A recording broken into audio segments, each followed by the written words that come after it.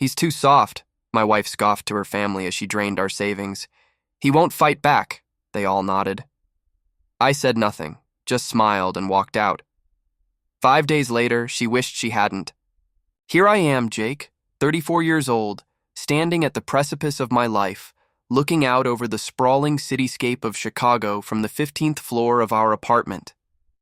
The city, a tapestry of light and shadow, mirrors the complexity of my own existence. My wife, Emily, with her fiery spirit and a laugh that could light up the darkest corners of this urban jungle, shares this space with me. Our home, a sanctuary amidst the chaos, is where our story begins. Emily. She's the kind of person who can make you feel like you're the only one in a room full of people. Her presence is magnetic, drawing in everyone around her, yet she chose me.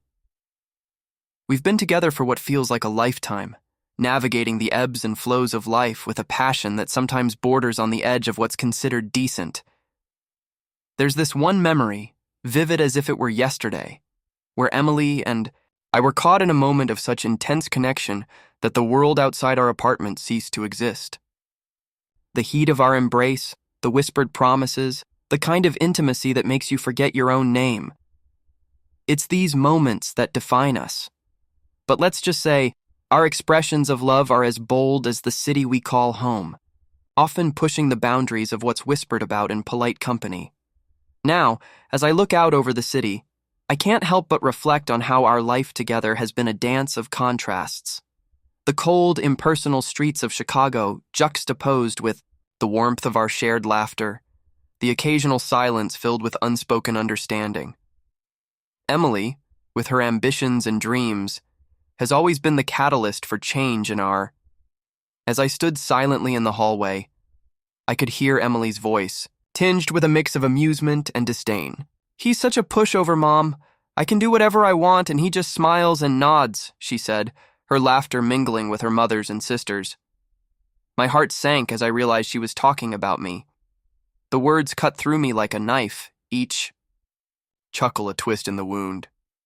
They continued, discussing how Emily had been transferring money from our joint account into her personal one. "I've taken out enough to start over, and he hasn't even noticed," Emily boasted. The laughter grew louder, and I could feel the betrayal like a physical blow. It was as if the ground beneath me had turned to quicksand, pulling me down into a reality I didn't want to face. I stayed silent, my mind racing. I didn't confront her then. Instead, I smiled, a smile that was more of a grimace, and walked away, back into the living room where I sat down, pretending to watch TV. The screen flickered with images, but my thoughts were elsewhere, replaying her words, her laughter, the betrayal. Emily came in shortly after, her face a mask of innocence, asking if I wanted to order takeout. Her voice was sweet, almost too sweet, as if she were trying to cover up the stench of deceit with the scent of her favorite Thai food. "What do you feel like eating tonight?"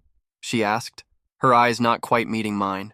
I looked at her, this woman who had shared my bed, my life, and now it seemed my money without my consent.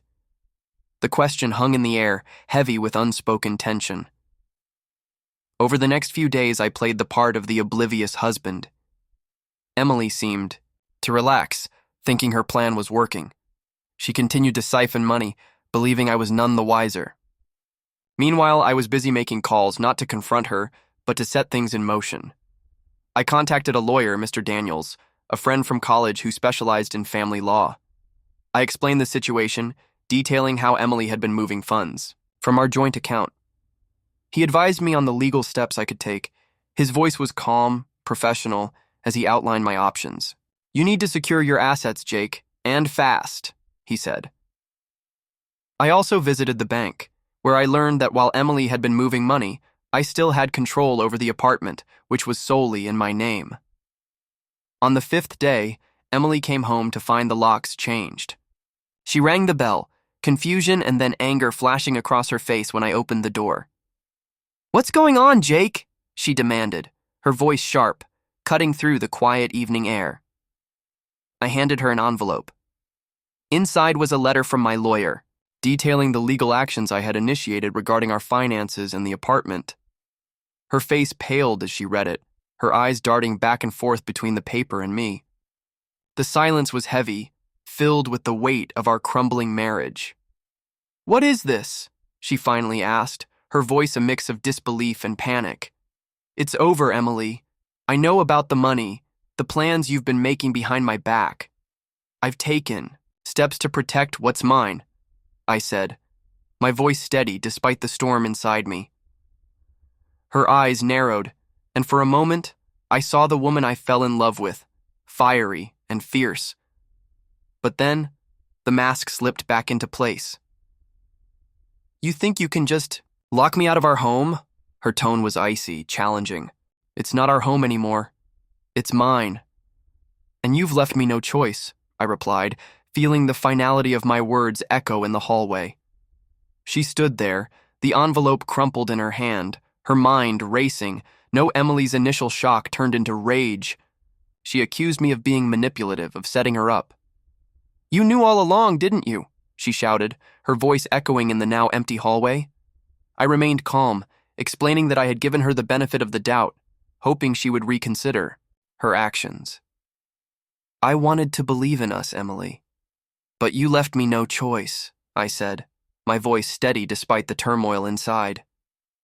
She stormed out, slamming the door behind her. I could hear her calling her family, her voice rising in panic and anger. I knew this was just the beginning of a storm that would engulf our lives. But was this really the end of our story? The silence after she left was deafening, a stark contrast to the fiery exchange we just had. I stood there, the weight of our shared history pressing down on me. Every corner of the apartment whispered memories of laughter, of love, of whispered promises that now felt like distant echoes. I walked back to the living room, the city lights casting long shadows across the floor. Each flicker seemed to mock the stability I thought we had. Emily's laughter, once a melody that filled this space, now haunted it like a ghost. I sat down, the leather of the couch cold against my skin, a reminder of the chill that had settled in our relationship. My mind replayed our last moments together, the accusations, the betrayal, the realization that the woman I loved had been plotting her escape, not just from our marriage, but from our life together. The phone rang, slicing through my thoughts. It was Mr. Daniels, my lawyer.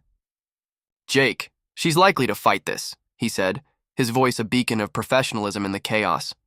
"Prepare for a legal battle. She might try to claim part of the apartment or contest the financial arrangements."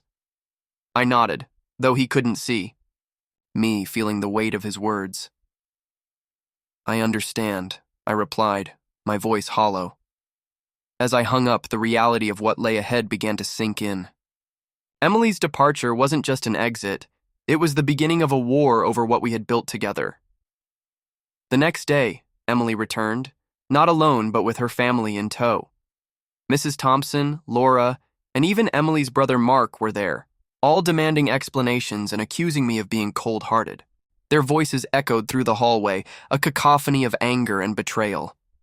I stood my ground, explaining that I had not acted out of spite but out of necessity. "I didn't want this, but I couldn't let you take everything we built together," I told them, my voice firm, trying to cut through the rising tide of their accusations. The argument escalated, with Emily's family trying to intimidate me into reversing my actions. However, I had prepared for this. I showed them the legal documents, the proof of Emily's financial maneuvers, and the fact that the apartment was legally mine. Mrs. Thompson's eyes narrowed as she scanned the papers, her face a mask of disbelief. "You can't just throw her out." "Like this!" Laura shouted, her voice shrill, her hands clenched into fists. "This isn't just your home, it's hers too." I took a deep breath, feeling the weight of their stares. I've given her more than enough chances to come clean. She chose to deceive, to take what wasn't hers to take, I said, the words tasting bitter on my tongue. The confrontation reached its peak when Emily, in a moment of desperation, admitted to her family that she had indeed planned to leave with the money, thinking I wouldn't notice or care. Her voice broke as she spoke, the truth spilling out like a dam breaking. I thought I could start over, that he wouldn't care," Emily confessed, her eyes darting between her family members, searching for some sign of understanding or forgiveness. The room fell silent, the air thick with the shock of her admission. Mrs. Thompson's face softened, a flicker of sadness crossing her features before she turned to me. "Jake, maybe we can work something out." "This doesn't have to end this way," she pleaded, her voice now a whisper, the fight draining from her. But the damage was done. The trust, once the foundation of our relationship, was now in the aftermath. Emily's family left, their anger replaced by a mix of embarrassment and resignation. Emily and I sat in the living room, the silence heavy between us. "I never thought you'd fight back," she whispered, her voice breaking. "I'm not the pushover you thought I was, Emily. I was patient, hoping we could fix things, but you mistook that for weakness," I replied, my voice firm yet sad. We agreed to divorce with terms that were fair but firm. Emily moved out, and I was left with the apartment, now a symbol of both our past and my newfound resolve. As I sat alone reflecting on the events, I realized that sometimes the quiet ones are the ones with the deepest strength. Emily had underestimated me, but in doing so, she had taught me a valuable lesson about myself. What would my life look like now, with this new understanding of my own resilience? The city outside continued its endless dance of light and shadow, indifferent to the personal dramas unfolding within its towering structures. I felt a strange sense of calm, a clarity that had been absent for so long. The apartment, once filled with the echoes of our shared life, now felt like a canvas, ready for a new chapter to be painted upon it. I walked to the window, the cityscape sprawling before me, and for the first time in a long while, I felt unburdened. The skyline, with its promise of anonymity and fresh starts, seemed to beckon me into a future where I could redefine myself, not just as Emily's husband, but as Jake, a man who had stood up for his own worth. The phone rang again, breaking the silence. It was Mr. Daniels checking in. "Jake, remember, this is just the beginning. You've got a lot of life left to live," he said, his voice a mix of encouragement and legal advice. I thanked him, feeling the weight of his words. This wasn't just the end of a marriage, it was the beginning of my own journey, one where I would navigate the complexities of life with a newfound strength. The city lights twinkled, each one a possibility, anew. Don't forget to subscribe, like, and comment if you enjoyed this story. This will help us create more engaging stories for you.